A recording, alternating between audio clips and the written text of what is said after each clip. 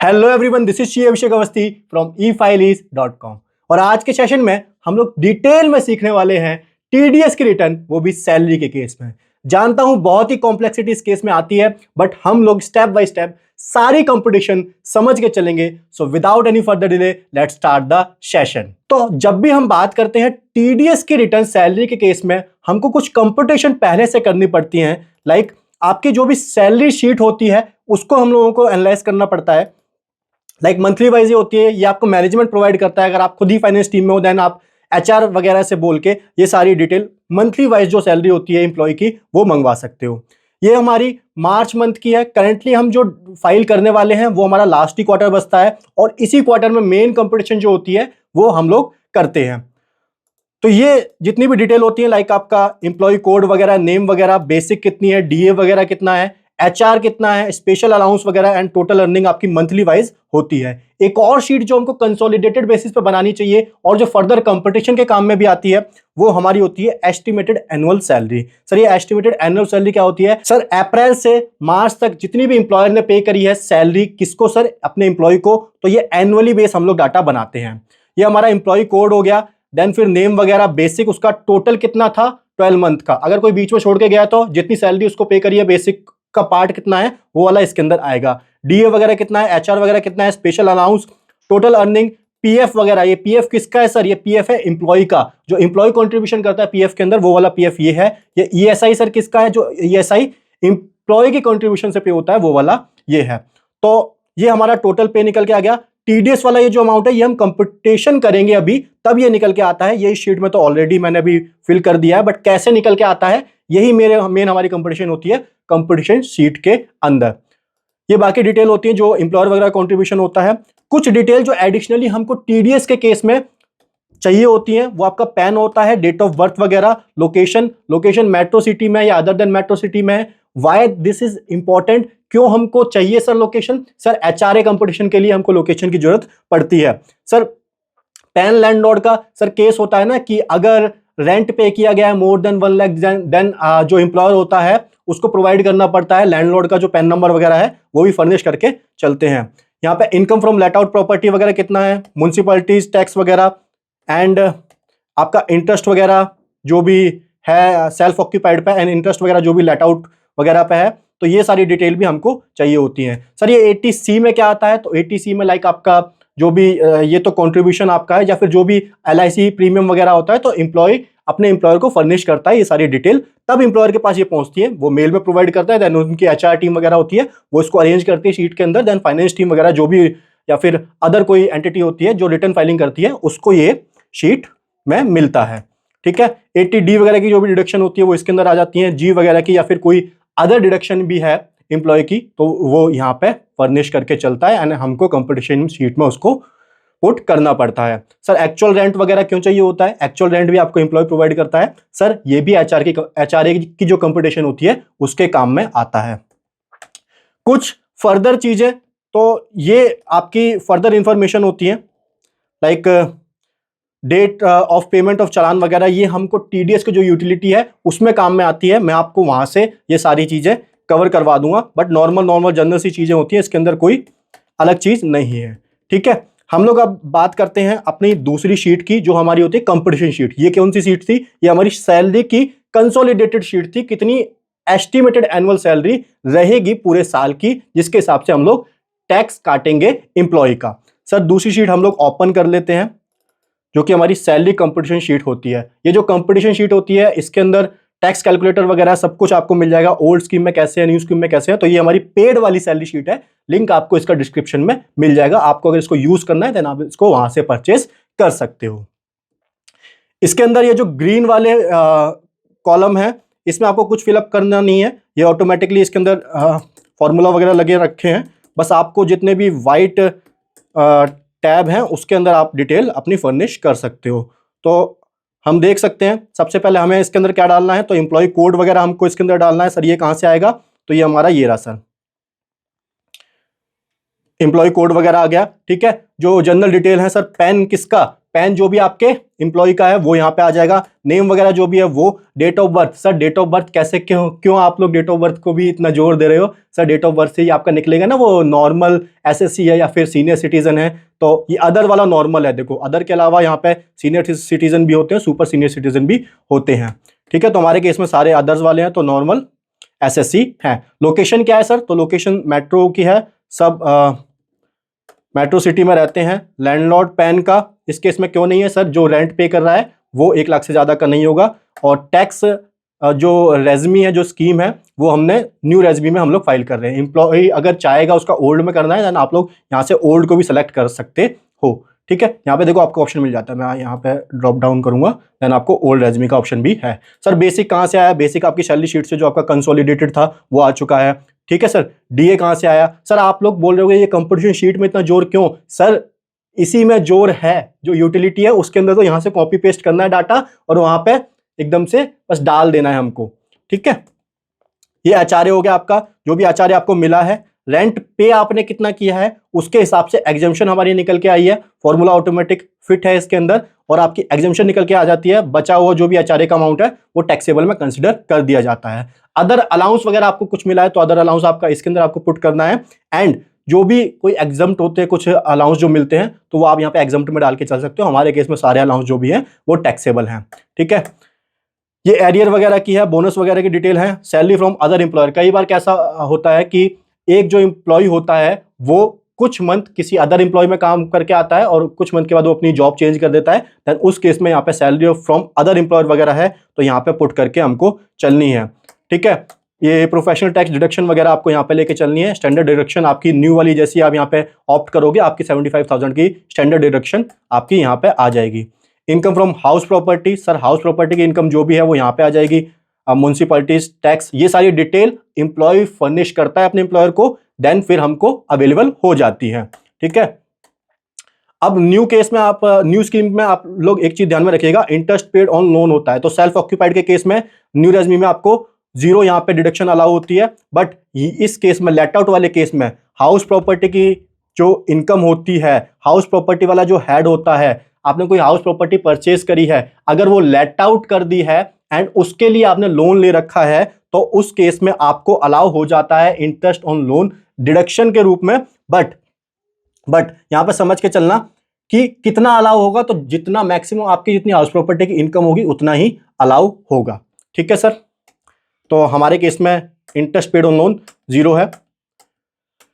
Income from other sources, अगर जो generally तो प्रोवाइड कर ही नहीं पाते हैं जो एम्प्लॉय होते हैं, सर अदर सोर्स की इनकम उनकी कहाँ से आ रही है वो डिटेल फर्निश नहीं करते हैं, तो बाद में अपनी वो लोग आईटीआर में फिलअप कर देते हैं। बट एम्प्लॉयर को अगर फर्निश करनी है तो हम लोग दे सकते हैं इसके अंदर अपनी अदर सोर्स की इनकम।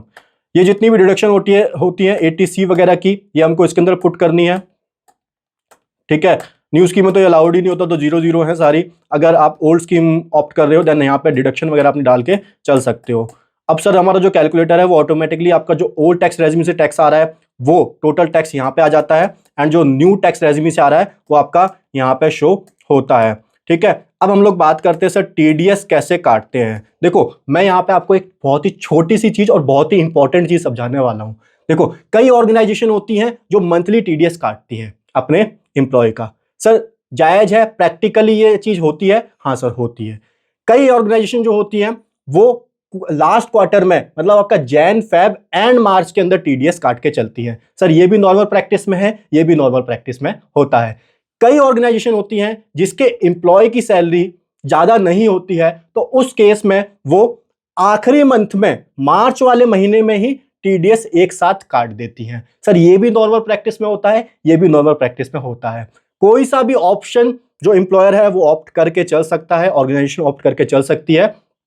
बस इसके अंदर क्या होता है, अगर आप लोग मंथली वाइज पे कर रहे हो देन आपकी जो 3 क्वार्टर की डिटेल जाती है उसके अंदर एनेक्सर जो 2 होता है आपका वो नहीं फिलअप करना पड़ता है, और जो लास्ट क्वार्टर होता है उसके अंदर तो एनेक्सर 2 आपको फिलअप करना पड़ता है, सारी डिटेल आपको डाल के चलनी पड़ती है। चालान जो बनते हैं वो एक साथ पे कर रहे हो तो 1 चालान बनेगा, अगर लास्ट क्वार्टर में पे कर रहे हो तो 3 चालान बनेंगे, अगर मंथली पे कर रहे हो तो 12 चालान बनेंगे। उसी के हिसाब से डिटेल कैसे फिलअप करनी है मैं आपको यूटिलिटी में अभी समझा दूंगा। अभी के लिए ये बस इतना समझ लीजिए कि जैसे भी टीडीएस काटता है आपका एम्प्लॉयर, वो काट सकता है मार्च के महीने में भी काट सकता है, लास्ट क्वार्टर में भी काट सकता है, क्वार्टर 4 में, एंड मंथली बेसिस पे भी काट सकता है, कोई दिक्कत नहीं है इसके अंदर। तो हमारा जो टोटल टीडीएस का अमाउंट आ रहा था वो हमारा इतना आ रहा है इस केस में 23,956। पेंडिंग टीडीएस कितना था, तो यहाँ पे मंथली टीडीएस हमारा पेंडिंग मंथ जितना भी है, लाइक आपके 12 मंथ पेंडिंग है तो आप 12 यहाँ पे डाल दोगे और आपका मंथली टीडीएस आ जाएगा। देन आपको रिपोर्टिंग मंथली वाइज करनी होती है।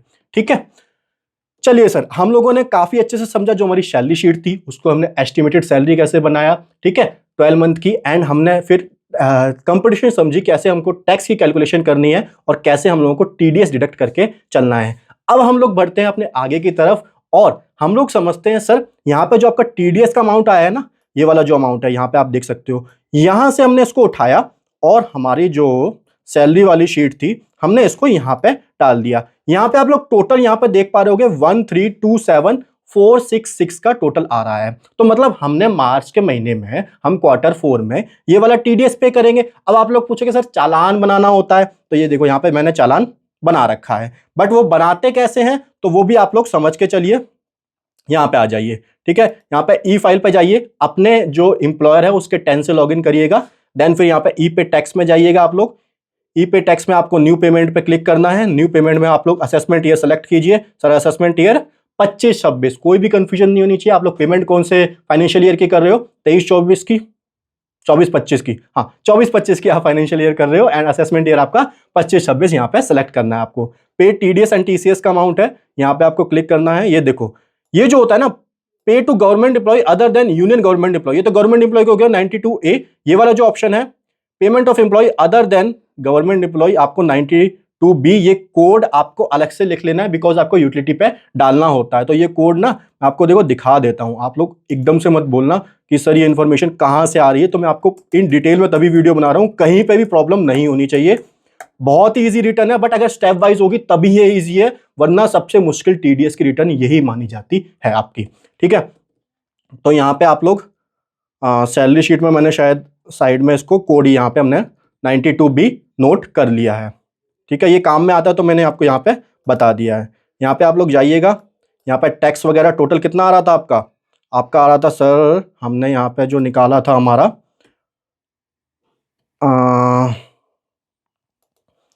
1327466। ठीक है, तो ये आप यहाँ पे 1327466 यहाँ पे पुट करोगे एंड आप यहाँ पे क्या कर दोगे सर, कंटिन्यू। जैसे ही आप लोग कंटिन्यू करोगे आपको सारे पेमेंट के ऑप्शन दे देगा, आपको यूपीआई से करना है, आपको नेट बैंकिंग से करना है, आरटीजीएस, एनईएफटी, जितने भी ऑप्शन जो भी आपको सेलेक्ट करना है आप उससे पेमेंट कर दीजिए।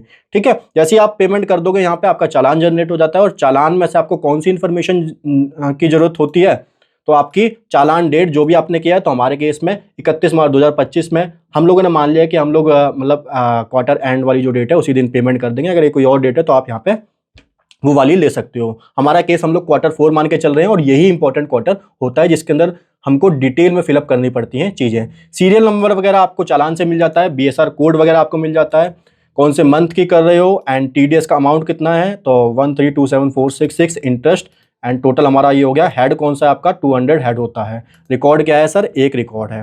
ठीक है, अब हम लोग आ जाते हैं अपनी टीडीएस की यूटिलिटी में, हमको कैसे काम करना है। हम लोगों ने चालान प्रिपेयर करना भी सीख लिया है। अब हम लोग टीडीएस की यूटिलिटी की अगर बात करें तो वो क्या, कहाँ से हम लोगों को डाउनलोड करनी है, तो आप लोग प्रोटीन की वेबसाइट पे आ जाइएगा। ठीक है, ये प्रोटीन की वेबसाइट में आपको डाउनलोड सेक्शन में जाना है, रेगुलर ऑप्शन सेलेक्ट करना है। यहाँ पे समथिंग वेंट रॉन्ग आएगा, गवर्नमेंट ऑर्गेनाइजेशन है ना, बिना रुकावट के काम कैसे हो जाएगा, बट यहीं से अभी देखिए आप लोग काम हो जाएगा। ठीक है, यहाँ पे डाउनलोड में जाइएगा, क्वार्टरली रिटर्न रेगुलर, यहाँ पे नीचे आइएगा, जो करंट यूटिलिटी है उसी में आप लोग इसको डाउनलोड करना। यूटिलिटी आपका वर्जन कौन सा है, 5.4। ठीक है सर, 5.4 यहाँ से जैसे आप लोग डाउनलोड करोगे ये जिप फाइल डाउनलोड हो जाएगी। एक और जो आपको डाउनलोड करना है वो जावा का सॉफ्टवेयर होता है, यहाँ पे आप लोग जावा डाल दोगे। ओरेकल ये वाला जो सॉफ्टवेयर है अपने सिस्टम में इंस्टॉल कर लेना, तभी ये यूटिलिटी वर्क करेगी। ठीक है, तो ये आईटी से रिलेटेड क्वेश्चन था, लेकिन मैंने इस वीडियो में ही कवर कर दिया है। अब हम लोग समझते हैं अपने आगे की कंपटीशन। जैसे ही आप लोग ये डाउनलोड कर लोगे, ये आपकी ऐसे टीडीएस आरपीयू 5.4, इसको अनजिप कर लेना एंड आपकी ये ओपन हो जाती है यहाँ से। ठीक है, आप लोग यहाँ पे आइएगा, देन इसको ओपन कीजिए और यहाँ पे आप लोगों को कौन सा ये TDS RPO आ रहा है ना, विंडो बैच फाइल, तो इसको यहाँ से ओपन कर लीजिए। तो ये वाला इंटरफेस आपका ओपन होगा। अब यहाँ से आपको फॉर्म का सिलेक्शन पूछेगा। सर फॉर्म आपको 24Q regular click to continue पे आप लोगों को यहाँ पे करना है। तो जैसे ही आप लोग क्लिक टू कंटिन्यू पे करोगे ना, ये आपके फॉर्म दे देगा, चालान दे देगा, एनेक्सर 1 दे देगा, अदर सर्विस ऑफ 10 दे देगा। अब यहाँ पे आपको एक चीज ध्यान में रखनी है, आप अगर 3 क्वार्टर की कर रहे हो, शुरुआती 3 क्वार्टर, क्वार्टर 1, क्वार्टर 2, क्वार्टर 3, तो आपको यहाँ पे ये देखो, मैं आपको सेलेक्ट करके दिखाता हूं। इसको मैं जूम नहीं कर पाऊंगा क्योंकि ये जो यूटिलिटी है ये जूम नहीं होती है, तो इसमें मेरी गलती नहीं है। अगर आपको कोसना है तो डिपार्टमेंट को कोसिए, लेकिन आप कोस नहीं पाओगे क्योंकि मैं आपको इन डिटेल में खुद वर्बली स्टेप बाय स्टेप बताऊंगा क्या लिखा है और कैसे हमको सेलेक्ट करना है। ठीक है, तो ये हमको फाइनेंशियल ईयर सेलेक्ट करना है, तो 24-25 फाइनेंशियल ईयर। अब मैं आपको ये दिखा रहा हूं, एक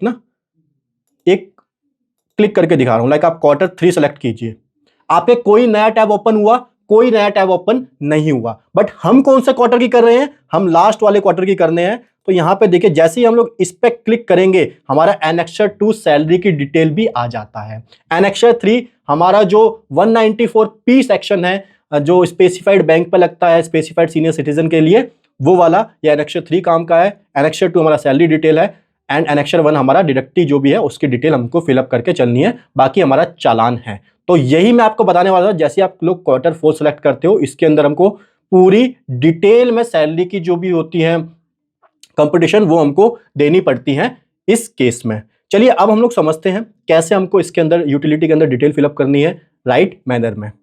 चलिए सर, जितनी भी रेलिवेंट इंफॉर्मेशन थी वो मैंने इसके अंदर फिलअप कर दी है। कैसे फिलअप करी है, क्या सोर्स है, स्टेप बाय स्टेप आइए समझते हैं इसको। ये तो आपका जनरल टैब होता है, इसके अंदर आपका जो एम्प्लॉयर है उसका टैन नंबर वगैरह, आपको फाइनेंशियल ईयर सेलेक्ट करना है एंड परमानेंट अकाउंट नंबर जो भी पैन है उसका, एंड टाइप ऑफ डिडक्टर क्या है, कंपनी है, इंडिविजुअल एचयूएफ है, वो फिलअप करना है। उसके बाद पर्टिकुलर ऑफ डिडक्टर, मतलब जो आपका एम्प्लॉयर है उसकी डिटेल फिलअप करनी है। लाइक नेम क्या है उनका, ब्रांच कोई है या नहीं है। अच्छा, ब्रांच यहाँ पे अगर नहीं है तो आप एनए करके चल सकते हो, वरना अदरवाइज जब आप यूटिलिटी के एंड में इसको क्रिएट फाइल कर रहे हो तब दिक्कत करता है। ठीक है, यहाँ पे उसका एड्रेस वगैरह फिलअप करना है, ईमेल वगैरह डाल दीजिएगा। जितनी भी मैंडेटरी फील्ड है ये जनरल इंफॉर्मेशन की है, ये आपको फिलअप कर देनी है। सर अब हम लोग बढ़ते हैं अपने चालान टैब की तरफ, और इसके अंदर हम लोगों को ऐड रो करके हमारा चालान कितना था, तो यहाँ पे हम लोग देख पा रहे थे हमारा जो चालान था वो हमारा चालान का टैब अलग था, एक ही चालान था।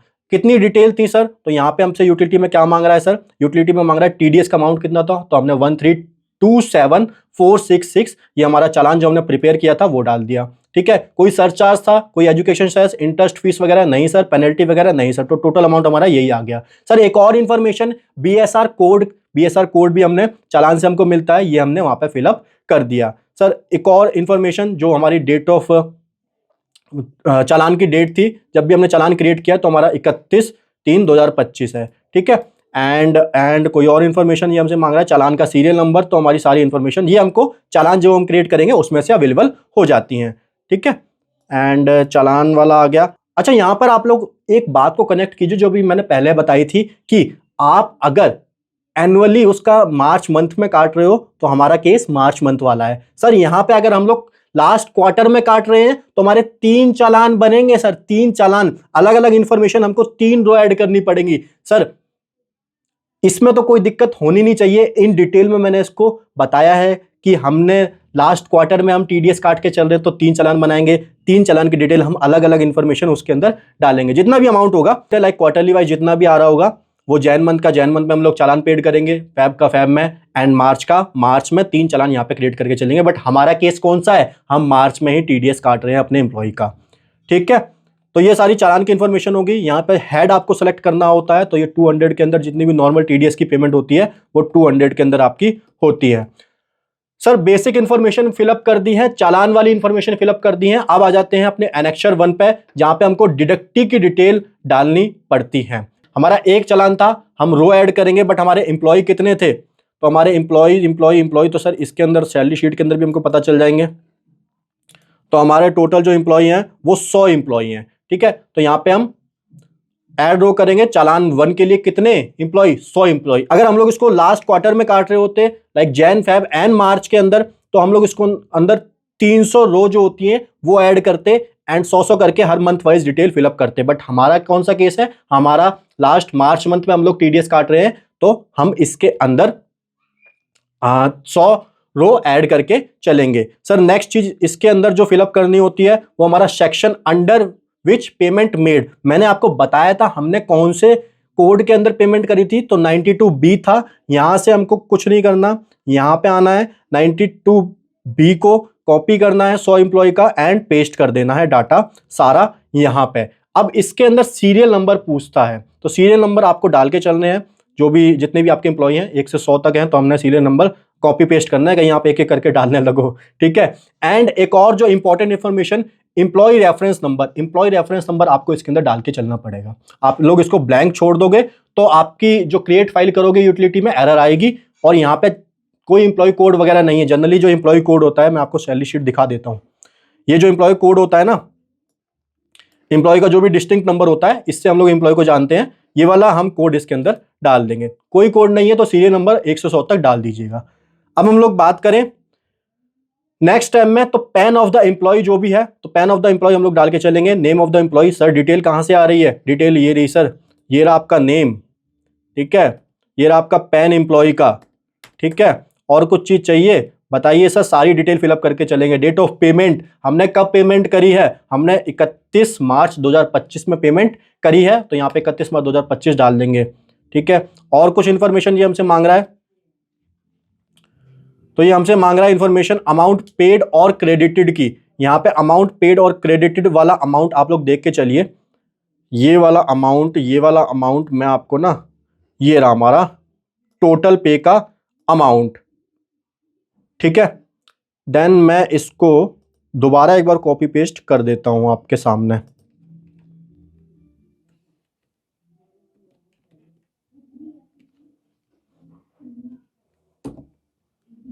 ठीक है। ये आपका अमाउंट पेड का हो चुका है कॉलम 184 624, वेरी गुड। टीडीएस का अमाउंट, तो टीडीएस का अमाउंट भी आपका यहां पे आप लोग देख पा रहे होगे, ये रहा टीडीएस का अमाउंट। हमने जो कंपटीशन शीट में अपना कैलकुलेशन करी थी न्यू स्कीम के हिसाब से, हमको जो टीडीएस काटना है अपने एम्प्लॉय का, वो ये वाला अमाउंट हम लोग यहाँ पे फिलअप कर देंगे।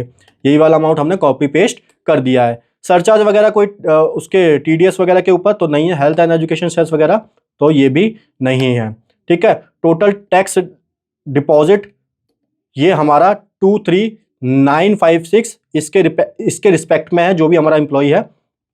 तो ये सारी इंफॉर्मेशन भी हमने कॉपी पेस्ट कर दी है, जितना भी टीडीएस हमने उसका काट के डिपॉजिट किया है।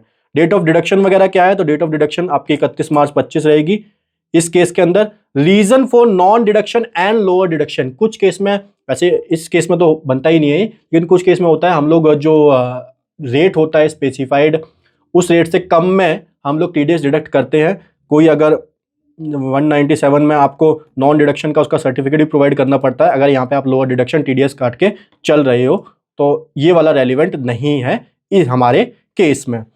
अब हम लोग बढ़ते हैं अपने सबसे इंपॉर्टेंट टैब की तरफ। इसके अंदर तो मतलब आपको एक अगर गलती हुई या फिर एक चीज समझ में नहीं आई तो आप लोग पूरी टीडीएस की कैलकुलेशन ही गलत कर दोगे, और परेशान यहाँ पे 3 लोग होंगे। 3 लोग, सर आपका एम्प्लॉयर होगा। क्यों सर?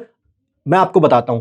आप लोग ना आउटपुट पे तो चले गए कि सर हमको ये सब करना है, बट ये क्यों करना है, इसके आगे भी कुछ होगा और इसके पीछे भी कुछ है। पीछे आपकी सैलरी की इंफॉर्मेशन है जो आपको एम्प्लॉय प्रोवाइड करता है। इनपुट हमारा वहां से आया, ठीक है, हम लोगों ने उसका एस्टिमेटेड सैलरी बनाया, उसकी टैक्स कैलकुलेशन करी, टीडीएस की रिटर्न हम लोगों ने जितना भी है वो फाइल कर रहे हैं। आउटपुट भी तो सोचो, इसका आउटपुट भी देखो सर, जहां से दुनिया शुरू हुई है वहीं पे जाके खत्म भी होगी। एम्प्लॉय से शुरू हुई थी तो एम्प्लॉय पे जाके खत्म होगी। सर कैसे खत्म होगी? सर उसके 26AS में तो रिफ्लेक्ट होता है अमाउंट, तो वो हम लोग जो यहाँ पे फाइलिंग करेंगे वहीं से 26AS में जाएगा, ठीक है। हम लोग जो एनेक्सर 2 फाइल करेंगे वो उसका फॉर्म 16 बनेगा। तो अल्टीमेटली हम लोग काम किसके लिए कर रहे हैं? एम्प्लॉय के लिए कर रहे हैं। तो परेशान कौन होंगे? कई लोगों के, क्या मतलब, मैं तो कह रहा हूं कि गवर्नमेंट डिपार्टमेंट में तो बहुत ही लोगों के होता है कि जो आपका फॉर्म 16 है, 26AS है, मैच ही नहीं होता है, सैलरी मैच नहीं हो रही सर। तो यही कारण है कि रिटर्न जो है, टीडीएस जो है वो सही तरीके से नहीं काटा जा रहा है। और ज्यादा काट दो तो भी दिक्कत नहीं है, वो रिफंड वगैरह क्लेम कर लेता है, बट अगर कम काट दिया तो फिर तो लेट फीस वगैरह भी पे करके चलनी पड़ती है, ठीक है। हम लोग बात करें मेन चीज की, तो ये आपका एनेक्सर 2 जो सैलरी डिटेल होता है, यही एम्प्लॉय का फॉर्म 16 बनता है तो यहां पे जो एरर ऑफ मिस्टेक है वो 0% रहेगी, तो आपकी मार्केट में अलग ब्रांड वैल्यू बनेगी, ये बात ध्यान में रख लीजिए, ठीक है। अदरवाइज तो मैंने आपको बताया 3 लोग परेशान होंगे और फिर अल्टीमेटली वो आपको ही परेशान करेंगे जो आप रिटर्न उसकी फाइल कर रहे हो। जनरली ये पेड सॉफ्टवेयर वगैरह से भी कर सकते हो, लेकिन पेड सॉफ्टवेयर में यूनिवर्सल में आपको अगर समझाना चाहूँ तो यूटिलिटी से बेस्ट रहता है, देन फिर पेड सॉफ्टवेयर में भी आपको डिटेल तो ऐसे ही फिलअप करके चलनी होती है, ठीक है। तो सबसे पहले सीरियल नंबर, सर कोई दिक्कत नहीं आएगी, यहाँ पे 1 से 100 तक सीरियल नंबर हम लोग कॉपी पेस्ट कर देंगे। PAN account number of employee, ये जो होता है इसके अंदर जो भी पैन नंबर वगैरह होता है ये सर ये रहा, कंपटीशन शीट में भी आपको मिल जाएगा। ये जो हमारा इनकम टैक्स का कैलकुलेटर है इसके अंदर भी सारी डिटेल आपको मिल जाएंगी। ये रहा पैन, ये रहा नेम, ठीक है। और बताइए सर और क्या चाहिए,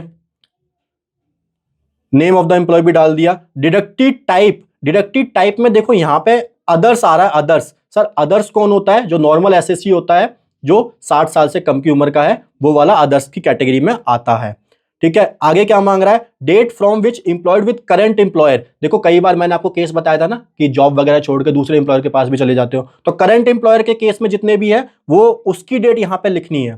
तो हमारे तो बिगिनिंग से ही थे, तो बिगिनिंग में 1/4/2024 से लेकर date to which employed with current employer के केस में कब तक है, 31 मार्च तक है, ठीक है। अब यहां पे आ जाते हैं हम लोग, reported total amount of salary receive from other employer. अगर कोई अदर एम्प्लॉयर वाला आपका केस है तो उस केस में उसकी सैलरी कितनी थी, उसकी वहां पे सैलरी कितनी रिसीव करी है, यहां पे हमको फिलअप करके चलना है, ठीक है। देन फिर अगला टैब हमारा आ जाता है टोटल डिडक्शन अंडर सेक्शन 16(1). तो 16(1) के अंदर आपका कौन सा अमाउंट आता है, तो 16(1) के अंदर देखो ध्यान में रखो एंटरटेनमेंट टैक्स वगैरह होता है वो 16(1) के अंदर आता है। सर एक और होता है प्रोफेशनल टैक्स वगैरह, वो आपका 16(2) वाले कॉलम के अंदर आता है। Total deduction under section 16(IA). Sir IA आपको ध्यान होगा तो यहाँ पे जो भी आपकी सैलरी में स्टैंडर्ड डिडक्शन मिलती है ना वो आपका यहाँ पे पुट करते हैं हम लोग। अगर ओल्ड स्कीम में हम लोग जा रहे हैं तो यहाँ पे 50,000 एंड न्यू स्कीम में अगर हम लोग जा रहे हैं तो यहाँ पे 75,000 हम लोग डाल के चलेंगे। अब हम लोग बात करते हैं इनकम और admissible loss from house property reported by employee. तो ये भी हमने कंपटीशन करी थी, इस शीट के अंदर आप लोग आ जाइए, ये देखिए इनकम फ्रॉम हाउस प्रॉपर्टी कितनी थी, तो ये हमने निकाली थी ऑलरेडी, जो भी हमारी एम्प्लॉय की थी, यहां से हमने कॉपी किया डाटा एंड यहाँ पे यूटिलिटी में हमने पेस्ट कर दिया। आप लोग देख पा रहे होगे अविक दास जी के केस में 32,200 का अमाउंट था, 32,200 ये हमारा करेक्ट है। अब हम लोग बात करते हैं अपने नेक्स्ट स्टेप की, तो amount deductible under any other provision of chapter 6 से। तो चैप्टर 6 से में वैसे भी बहुत ही जो कम डिडक्शन होती हैं वही अलाउड होती हैं, न्यू वाले में तो अलाउड ही नहीं होती हैं, तो इसको हमको फिलअप नहीं करना है, ठीक है। Income tax on total income. अब आप लोग आइए हमारे कैलकुलेटर पे, और ये जो न्यू रेज़मी के हिसाब से आपका टैक्स बन के आ रहा था टैक्स पेबल वाला, इसको आप लोगों को कॉपी करना है एंड यहाँ पे पेस्ट कर देना। ये लोग आप देख पा रहे होगे 6250 18,000 ये आपका यहाँ पे डाटा सारा आ गया है, ठीक है। सरचार्ज वगैरह, तो सरचार्ज वगैरह ये रहा सरचार्ज का कॉलम, ये हम यहाँ से कॉपी करेंगे एंड सरचार्ज वगैरह 0 ही हमारा। हेल्थ एंड एजुकेशन सेस हमारा है इस केस में, तो वो तो होगा ही, ऑब्वियस सी बात है तो हेल्थ एंड एजुकेशन सेस यहाँ पे हम लोग लेके चलेंगे। अब एक और कॉलम जो कि गले की हड्डी माना जाता है, क्योंकि income tax relief under section 89, ये एरियर के केस में, सैलरी का जो भी एरियर वगैरह होता है उस केस में ये होता है।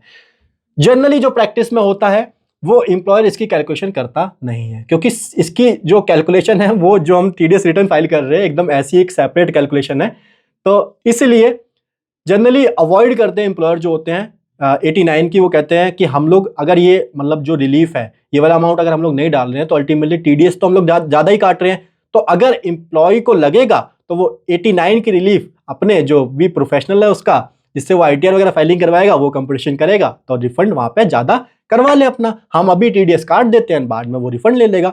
तो इसीलिए नॉर्मल प्रैक्टिस में इसको ज़्यादा तवज्जो नहीं दी जाती है एम्प्लॉयर के केस में जब वो टीडीएस की रिटर्न फाइल कर रहा है। TDS amount tax deduct at source by current employer for whole year. यहां पर समझ के चलना, साल में कितना टीडीएस काटा है वो वाला अमाउंट आपका यहां पर आने वाला है, ठीक है। For all quarter in respect of each employ, यहां पे आप लोग पढ़ पा रहे होगे, for all quarter in respect of each employ. तो हम तो वैसे भी एनुअली ही भर रहे हैं, मार्च के मंथ में भर रहे हैं, तो हम तो यहां पे जाएंगे अपनी शीट के अंदर, ठीक है। एंड जो भी हमारा ये रहा टोटल टीडीएस का अमाउंट, ठीक है, ये हम यहां से उठाएंगे एंड वहां पे हम लोग पेस्ट कर देंगे। ये आ गया हमारा 23956 वाला अमाउंट, ठीक है। Reported amount of tax deduct at source by other employer, मैंने आपको कहा था ना, ये अगर जॉब चेंज करी है तो उस केस में ये वाला कॉलम हमारे रेलिवेंट है, अदरवाइज ये वाला कॉलम हमको रेलिवेंट नहीं है, हम लोग आगे बढ़ सकते हैं, ठीक है। अब हम लोग बढ़ते हैं, whether tax deduct at higher rate due to non furnishing of PAN by deductee. तो हमारे जो एम्प्लॉय थे काफी अच्छे एम्प्लॉय थे, सबने हमको जो है पेन नंबर वगैरह फर्निश किया, तो यहाँ पे हमको नो करके चलना है। तो ये इसीलिए मैंने ये कहा था कि यहाँ पे जो फर्दर डिटेल है ये आपको यहाँ पे नो करके चलना है, तो यहाँ से कॉपी करिएगा, वहां पे पेस्ट कर दीजिएगा। यहाँ पे कुछ रेलिवेंट इंफॉर्मेशन जो भी है अलग से प्रिपेयर कर लेना थोड़ी सी। House rent allowance whether aggregate rent payment exceed ₹1 lakh. अच्छा, अब समझिए यहां पे क्या बोल रहा है, जो हाउस रेंट अलाउंस आपको मिल रहा है, ठीक है, और जो आप पे कर रहे हो अमाउंट, अगर वो 1 लाख से ज्यादा का है। सर ये क्यों मांग रहा है हमसे? क्योंकि हमने कहा था ना कि उस केस में लैंडलॉर्ड का पैन फर्निश करना पड़ता है, तो ये भी हमने एक्सेल में प्रिपेयर कर रखा है। ये देखो, ये रहा लैंडलॉर्ड, जिस केस में हमको प्रोवाइड करना है, तो इसको यहां से हम कॉपी करेंगे। किस केस में? जिस केस में है ही नहीं, 1 लाख से कम का अमाउंट हम लोग पे कर रहे हैं रेंट का, तो वहां पे तो नो करना है, जहां पे है वहां पे हम लोगों को यस करके चलना है। यस कर दिया। If exemption is claimed under section 1013A, ठीक है, HRA वगैरह की, तो यहां पे हमको क्या फिलअप करना है, यहाँ पे उसका पैन नंबर वगैरह, क्या कुछ नहीं करना, बस यहाँ पे जाना है, हम लोगों को फिल्टर वगैरह लगा के उसका पैन सेपरेट जो भी है, लैंडलॉर्ड का नेम एंड पैन प्रोवाइड कर देना है, ठीक है। यस वाले केस में ये आएगा, नो वाले केस में तो आएगा ही नहीं। तो ये हमने लैंडलॉर्ड जो था उसका पैन नंबर वगैरह एंड उसका नेम प्रोवाइड कर लिया है, ठीक है। लैंडलॉर्ड ऐसे ये 2 आ जाता है, लाइक आपने जो घर वगैरह वो चेंज किया है एम्प्लॉय ने, तो वो लैंडलॉर्ड 2 की यहाँ पे डिटेल फर्निश करेगा, लैंडलॉर्ड 3 वगैरह की, तो ये हमारे काम की नहीं है, ये टैब हम लोग ऐसे ही छोड़ सकते हैं। हमारा जो एम्प्लॉयर था एक ही लैंडलॉर्ड के पास, उसने रेंट एग्रीमेंट बनवा के आराम से वो वहीं पे रहा है। Whether interest paid to lender under, यहाँ पे देखिए, यहाँ पे देखिए, यहाँ पे देखिए, यहाँ पे लैंडलॉर्ड जैसी खत्म होता है, name of landlord 441 number column पे, अब हम लोग 42 पे आ गए। Whether interest paid to lender under the head income from house property. House property case में मैंने आपको कहा था ना कि वहां पे जो भी इंटरेस्ट वगैरह पे करते हैं, तो वो भी लेट आउट न्यूज स्कीम में, तो लेट आउट वाले केस में अलाउड होता है, जितनी आपकी हाउस प्रॉपर्टी की इनकम है उतना ही इंटरेस्ट अलाउड होता है। तो वही ये कह रहा है कि अगर है इंटरेस्ट वाला अमाउंट, जनरली ये होता है, ठीक है, तो इस केस में हमको ध्यान रखना है कि जो भी लैंडर होता है, लाइक इंटरेस्ट सर्टिफिकेट वगैरह हम लोग को वो प्रोवाइड करता है, तो उस लैंडर को जो भी इंटरेस्ट पे किया उसका पैन नंबर एंड नेम हमको फर्निश करके चलना पड़ता है। यहाँ पे हमारे केस में तो है ही नहीं, तो हम इसको नो करके आगे चल रहे हैं। अगर आपके केस में है तो उस वाले एम्प्लॉय के टैब को यस कीजिए एंड उसका जो भी लैंडर है जिसको वो इंटरेस्ट वगैरह पे कर रहा है, 24B में जो क्लेम कर रहा है, उसका पैन नंबर वगैरह एंड उसका नेम वगैरह यहाँ पे फर्निश करके चलना है। सेम जैसे हमारा लैंडलॉर्ड का केस था, 1 2 3 4 अगर उसने बदले हैं, वैसे ही हमारा कौन सा केस है, वैसे ही हमारा जो केस है ये वाला लैंडर वाला है। अगर उसने एक से ज्यादा लैंडर को पे किया है, ठीक है, तो उस केस में हमको उसकी डिटेल फिलअप करके यहाँ पे चलनी होती है, ठीक है।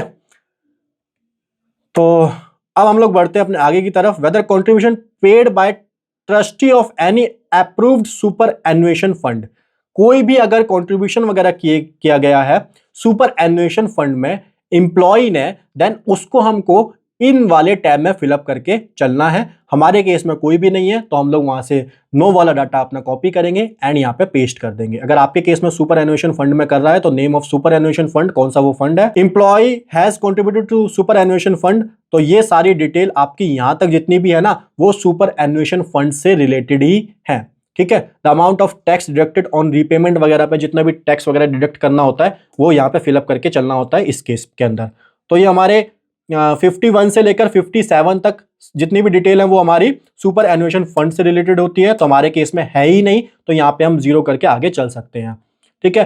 Gross salary as per provision contained in section number 17(1). अब आप लोग बोलोगे सर ग्रॉस सैलरी कैसे निकालनी है ये भी बता दो, तो मैंने कहा सर डिटेल में वीडियो इसीलिए तो बनाई जा रही है कि एक क्वेरी भी आपकी ना रहे। इधर आइए सर, इधर आइए, ग्रॉस सैलरी समझते हैं। ये देखिए सर, आपकी जो बेसिक होती है ना, बेसिक ठीक है, and DA and HRA and special allowance जितना भी है, यही आपकी क्या होती है, ग्रॉस सैलरी। ठीक है, ये जो टोटल पे है ये तो पीएफ और ईएसआई डिडक्ट करने के बाद है। एचआरए वगैरह की जो एग्जेम्पशन मिलेगी वो तो बाद की बातें हैं, लेकिन अभी जो हम लोग बात कर रहे हैं वो ग्रॉस की बात कर रहे हैं, मोटे मोटे की बात कर रहे हैं, जो हमको सारा मिलेगा, कटेगा कुटेगा सब बाद में, पहले हमको मिलेगा वो।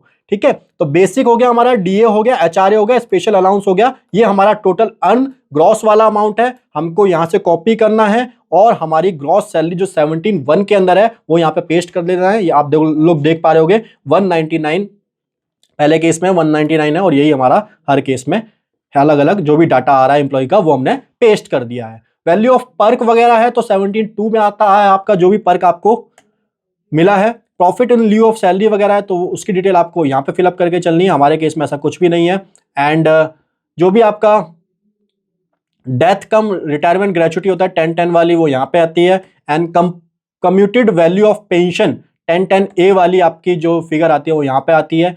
Cash equivalent of leave salary encashment, अच्छा आपको आप लोग जो लीव आपकी एक्स्ट्रा होती है उसके बदले आपको कई बार इंप्लॉयर जो होते हैं वो पैसे देते हैं तो आपको यहाँ पे फिलअप करनी पड़ती है उसकी डिटेल।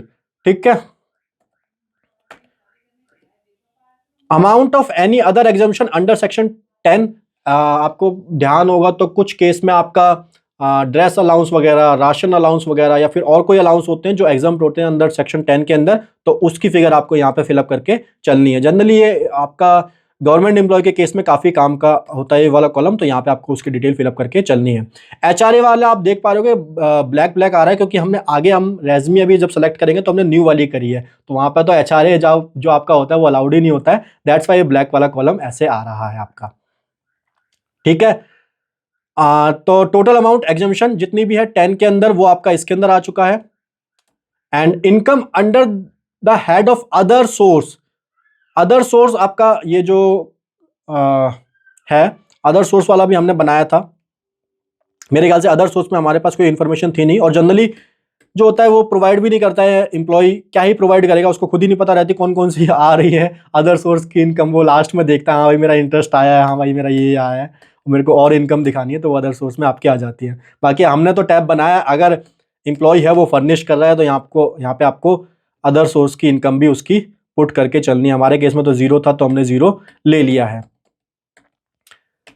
अब आप लोग देख पा रहे हो deduction in respect of insurance 80C वाली जितनी भी ग्रॉस अमाउंट है वो ग्रॉस अमाउंट डिडक्टेबल अमाउंट। अच्छा मैं आपको ना थोड़ा सा यहाँ पे गाइड कर देता हूँ, लाइक ये तो ब्लैक कॉलम इसलिए हो गए हैं क्योंकि आपने जो स्कीम है वो न्यू वाली सेलेक्ट कर ली है, बट अगर आप ओल्ड में हो तो यहाँ पे आपका जो भी ग्रॉस अमाउंट है 80C में, लाइक आपका LIC वगैरह में अगर आपका एम्प्लॉय मान लो 2 लाख कर रहा है, 2.5 लाख कर रहा है कॉन्ट्रीब्यूशन, ठीक है, नेशनल पेंशन स्कीम वगैरह में या फिर NSC सर्टिफिकेट वगैरह में भी कर रहा है, 3 लाख तक उसका अमाउंट हो गया, तो ग्रॉस अमाउंट में तो टोटल अमाउंट आपको डालना है, बट जो डिडक्टेबल अमाउंट में आएगा वो आपका जितना भी डिडक्टेबल, मतलब आपके अगर लिमिट 150 की है तो यहाँ पे 150 वाला डाल देना, यहाँ पे जो ग्रॉस अमाउंट है वो ग्रॉस अमाउंट डाल के आगे बढ़ जाना। ठीक है, ऐसे ही आपकी 80CC वाली है ग्रॉस अमाउंट डिडक्टेबल अमाउंट, ठीक है, CCD 1 वाली gross amount deductible amount, CCD 1B वाली, और जो न्यू स्कीम में अलाउड होती है वो 80 CCD 2 वाली जो नोटिफाइड पेंशन स्कीम होती है उसके अंदर जो भी कॉन्ट्रीब्यूशन वगैरह होता है एम्प्लॉयर का, ठीक है, तो वो यहाँ पे आपको पुट करके चलना है, ग्रॉस अमाउंट जितना भी है एंड उसकी अलाउड डिडक्शन जितनी भी है वो यहाँ पे आपको इस वाले टैब में फिलअप करके चलनी है। ठीक है, अब हम लोग चलते हैं अपने नेक्स्ट टैब की तरफ। ये सारी डिडक्शन ही होती है जितनी भी 80D की है, तो यहाँ पे आपका जितना भी है सेम वही है। एक और चीज यहाँ पे समझ लीजिए 80G वाली, इसके अंदर एक और नया टैब ओपन होता है। अभी तक तो जो डिडक्शन में था gross amount and deductible amount जितना भी है, एक और टैब जो ओपन हुआ है वो क्वालिफाइंग अमाउंट हुआ है। तो क्वालिफाइंग अमाउंट की डेफिनेशन भी आप लोग समझ लीजिए, ग्रॉस अमाउंट टोटल जितना अमाउंट हो चुका है, बट क्वालिफाइंग अमाउंट क्या होता है, कई बार होता है लाइक आपकी जो एडजस्टेड टोटल इनकम होती है, मतलब एडजस्टेड टोटल जो आपकी नेट इनकम आ रही है ना, उसमें से डिडक्शन वगैरह उसको अलाउड नहीं करते हैं, ठीक है। तो डिडक्शन वगैरह अलाउड नहीं करी तो वो एडजस्टेड टोटल इनकम आई, या फिर कोई अदर प्रोविजन के हिसाब से हमने एडजस्टेड टोटल इनकम निकाली, उसके हिसाब से फिर हम लोग देखते हैं, उसका कंपैरिजन करते हैं, विच एवर इज लोअर वाला अमाउंट आपका क्या होता है, क्वालिफाइंग अमाउंट होता है, ठीक है। लोअर वाला अमाउंट आपका लाइक कौन सा, gross amount and qualifying amount, दोनों में से लोअर वाला जो सा हो गया, अगर एडजस्टेड टोटल इनकम वाला है तो वो वाला उसका 10% अलाउड होता है। अब जो होता है हमारा डिडक्टेबल अमाउंट, तो होता है कई बार जो एटीजी में होता है वो 100% की मिलती है और कुछ केसेस में 50% की मिलती है। जो हमारा उन दोनों में से लोअर का अमाउंट आया है, फिर डिडक्टेबल वाला अमाउंट उसका 50%, अगर 50% तो 50% एंड 100% है तो 100% इस केस में होता है। तो यही छोटी सी बात थी क्वालिफाइंग अमाउंट वाली, ये हमने समझ ली है। ये आपका 80 टीटीए के केस में भी होता है। अब हम लोग बात करते हैं रिबेट अंडर 87A वाली। रिबेट 87A वाली हमारी कहाँ गई कंपटीशन शीट, आइए आइए आइए सर, इस वाली शीट में तो तभी तो ये पेड वाली है क्योंकि इसके अंदर सारी कंपटीशन आपकी ऑलरेडी है। ये तो ओल्ड की है, हमको न्यू वाली रिबेट लेनी है। हाँ, ये ओल्ड और न्यू कंपैरिजन के लिए है, कहीं आप लोग ओल्ड वाली पेस्ट कर रहे हो वहां पे, तो रिबेट यहां से कॉपी कीजिएगा एंड यहां पे अपनी यूटिलिटी में पेस्ट कर दीजिएगा, ठीक है। Whether opting for taxation under section 115 BAC और whether opting out from taxation under section 115 BAC 1A, तो इसके अंदर आप लोगों को एक चीज ध्यान में रखनी है, अगर आप न्यू स्कीम में जाना चाहते हो तो आपको नो करके चलना है, एंड अगर आप ओल्ड रेज्यूमे को सिलेक्ट करना चाहते हो देन आपको इस वाले कॉलम के अंदर यस करके आगे चलना है। अदर अलाउंस अंडर सेक्शन 1014 के अंदर वगैरह है तो यहां पे आपको पुट कर देने हैं, हमारे केस में तो नहीं है। Reduction in respect of contribution of Agnipath वगैरह, तो ये तो न्यू रेज्यूमे के अंदर वैसे भी अलाउड नहीं होता है। तो ये हमने पूरा इन डिटेल के अंदर आपका जितने भी टैब थे, सैलरी वाले एनेक्सर 2 के अंदर सबसे मुश्किल एनेक्सर ये माना जाता है भाई टीडीएस के रिटर्न में। तो जब मैंने ये पहली बार करी थी अपनी आर्टिकलशिप में ही, मुझे ही इसमें इतना टाइम लग गया था, मैंने कहा यार मतलब कुछ तो प्रोविजन हिले है या कुछ तो ऐसा हुआ है जो नया नया हुआ है, पहली बार हुआ है।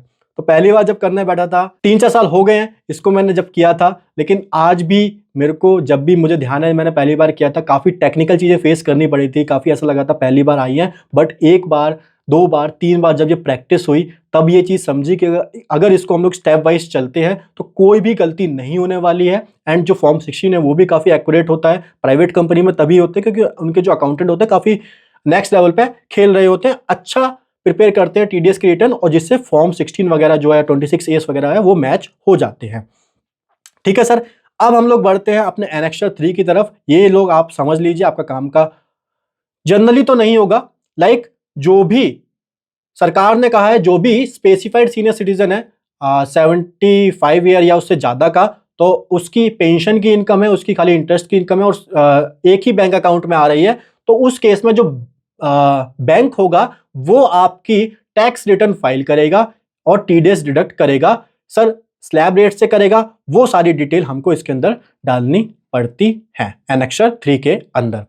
तो चलिए सर अब हम लोग बढ़ते हैं अपने शुरुआती फॉर्म की तरफ। अच्छा, कुछ डिटेल आपकी जो सैलरी वगैरह के एनेक्सर 2 में होती हैं, लाइक ब्लैंक वगैरह हो तो आप वहाँ पे ना 0 कर देना, तो आपकी कोई एरर नहीं आएगी यहाँ पे। लाइक 17.3 वाला अमाउंट है या फिर 72 वाला अमाउंट है, अगर आपका पर्क वगैरह नहीं है तो इसको 0 कर देना सारा, ठीक है। ये तो इसको करने की जरूरत नहीं है, ये तो ऐसे ही चल जाएगा। बाकी हम लोग बात करें एनेक्सर 1 में भी, तो यहाँ पे सरचार्ज वगैरह, हेल्थ एजुकेशन सेस वगैरह अगर ब्लैंक है तो भी शीट में एरर आ सकता है, तो यहाँ पे 0 कर देना आप लोग। अब हम लोग बढ़ते हैं अपने शुरुआती फॉर्म की तरफ। यहाँ पे आप लोग क्रिएट फाइल करोगे तो क्रिएट फाइल में आपका चालान इनपुट फाइल मांगता है, लाइक आपने चालान की डिटेल तो फिलअप कर दी है बट वो वेरीफाई भी तो करेगा एक्चुअल में चालान पे हुआ है या नहीं हुआ है, तो वो CSI फाइल होती है, वो कैसे डाउनलोड करनी है वो भी मैं आपको बता देता हूँ। एंड कोई भी एरर जो छोटी मोटी एरर होती है वो तो यहीं पे जब आप क्रिएट फाइल करते हो पहले ही बता देता है, बट अगर सारी एक्यूरेट है तो कुछ एरर फिर भी रह जाती है, तो आपकी एरर फाइल डेस्कटॉप पे करनी है या फिर कहाँ करनी है, तो हम तो डेस्कटॉप पे इसको पाथ कर देंगे। एंड CSI फाइल कैसे पाथ करनी है, CSI फाइल में आपको पहले निकालना सिखा देता हूँ। यहाँ से आप लोग ई पे टैक्स पे जाइएगा, यहाँ पे देखिए CSI फाइल चालान स्टेटस इंक्वायरी वगैरह यहाँ पे जनरेट हो जाती है। पेमेंट डेट आपको कौन सी डेट से कौन सी डेट के अंदर आपने पेमेंट करी है उस चालान की, यहाँ से आप लोग डेट डालिएगा, लाइक जो भी आपकी डेट है, हम लोग डाल देते हैं 1 जन से यहाँ पे। एंड यहाँ से आप लोग चालान की CSI फाइल होती है उसको डाउनलोड कर लीजिए। वो वाली CSI फाइल डेस्कटॉप पर रखना है, जहाँ पे भी रखना है उसको पाथ कर दीजिए। लाइक यहाँ पे आपसे पाथ का ऑप्शन पूछा था ना उसने, वहाँ पे पाथ कर दीजिए। एंड जो भी एरर वगैरह है अगर कोई है तो वो कहाँ पे दिखे हमको, तो वो डेस्कटॉप वगैरह पे आप यहाँ पे ब्राउज करके रख सकते हो। लाइक ऐसे करके हमने इसको डेस्कटॉप पे पाथ कर दिया।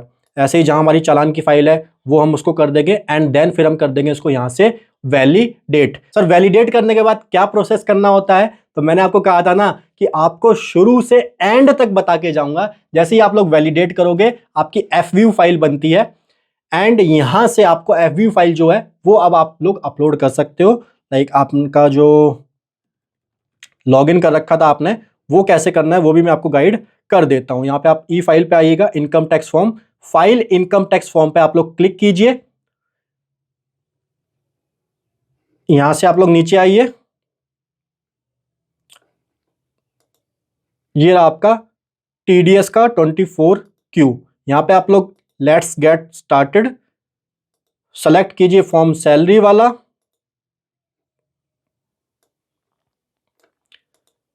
फाइनेंशियल ईयर आप लोगों ने सेलेक्ट किया, Q4 का तो भी जाएगा ही नहीं, Q3 का प्रिपरेशन हमने Q4 की करी है बट यहाँ पे सेलेक्ट ही नहीं करेगा। ये देखो मैं करता हूँ, नहीं होगा ना क्योंकि अभी खत्म नहीं हुआ है वो क्वार्टर। Q3 का रेगुलर, आप Q4 का करोगे तो यहाँ पे Q4 सेलेक्ट कर लेना। यहाँ से इसको अटैच फाइल करना है हमको। अच्छा जब आप अटैच करने जाओगे तो ये FView वाली फाइल आप करोगे तो एरर आएगा कि जिप में होनी चाहिए फाइल, तो इसको जिप में कर लेना आप लोग। इसको ऐसे करोगे एंड देन हमारी ये जो फाइल है ये अपलोड हो जाएगी। प्रोसीड टू E-वेरिफिकेशन कीजिए एंड इसको सबमिट कर दीजिए। होप सो आपकी 24Q से रिलेटेड सारी क्वेरी रिजॉल्व हो गई होंगी। इसके अलावा भी कोई आपकी फर्दर क्वेरी है देन आप मुझसे कमेंट सेक्शन के अंदर पूछ सकते हो। एंड हमारी जो रेगुलर अपडेट्स हैं वो टेलीग्राम चैनल पे आती रहती हैं, आप वहां पे भी हम लोगों को ज्वाइन कर लीजिए। एंड वीडियो को लाइक करना, कमेंट करना, शेयर करना एंड चैनल को सब्सक्राइब करना ना भूलें। शुक्रिया।